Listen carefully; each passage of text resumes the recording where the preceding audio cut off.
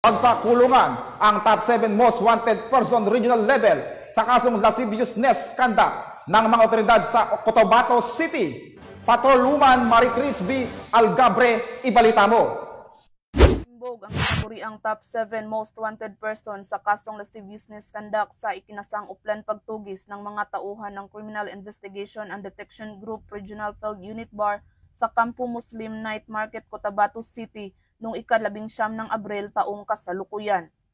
Kinilala ni Police Lieutenant Colonel Ariel T. Huesca ang suspect na si alias Johari, 35 anyos, construction worker na residente ng naturang lugar.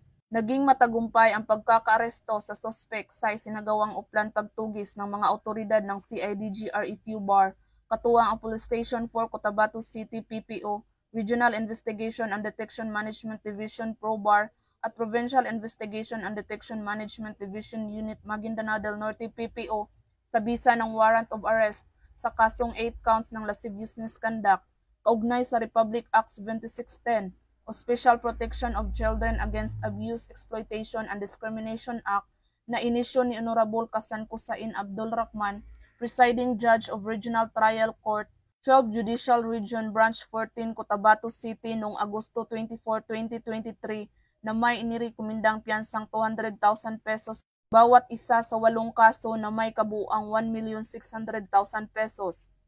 Ang naarestong suspect ay nakatala rin sa e-warrant system bilang top 7 most wanted person regional ng PROBAR, top 1 most wanted person provincial ng Maguindanao del Norte PPO, at top 2 most wanted person municipal ng Police Station 4 Cotabato City Police Office. Samantala, ang suspect ay kasalukuyang nasa kustodiya ng Cotabato City Field Unit Office para sa dokumentasyon at tamang disposisyon.